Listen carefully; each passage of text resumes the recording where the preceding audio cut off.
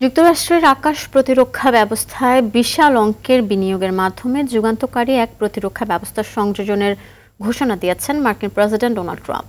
Golden dome নামে এই অত্যাধুনিক প্রযুক্তি যুক্তরাষ্ট্রের আকাশকে ক্ষেপণাস্ত্র হামলা থেকে রক্ষা করবে বলে দাবি তার।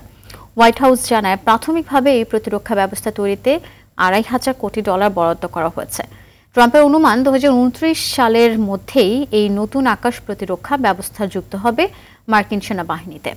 দর্শক, এই বিষয়ে যুক্তরাষ্ট্রের মিশিগান থেকে বিস্তারিত জানাচ্ছেন সহকর্মী কামরুজ্জামান হেলাল। $175 বিলিয়ন 17,500 কোটি গোল্ডেন ডম ক্ষেপণাস্ত্র প্রতিরক্ষা ব্যবস্থা একটি নকশা নির্বাচন করেছেন প্রেসিডেন্ট ডোনাল্ড ট্রাম্প। চীন ও রাশিয়ার হুমকির প্রতিহত করার লক্ষ্যে এই উচ্চভিলাষী কর্মসূচির নেতৃত্ব দিতে একজন স্পেস ফোর্স জেনারেল নিয়োগ করেছেন তিনি, এবং গতকাল মঙ্গলবার মার্কিন প্রেসিডেন্ট এই কথা জানান। ট্রাম্প গত জানুয়ারিতে এই প্রকল্প শুরু করার প্রথম আদেশ দেন। এর লক্ষ্য হলো যে শত শত উপগ্রহ নিয়ে একটি নেটওয়ার্কিং তৈরি করা, যা ধেয়ে আসা ক্ষেপণাস্ত্র শনাক্ত, অনুসরণ ও সম্ভব হলে তা প্রতিহত করতে পারবে। প্রেসিডেন্ট ট্রাম্প বলেন যে গোল্ডেন ডোম আমাদের মাতৃভূমিকে রক্ষা করবে।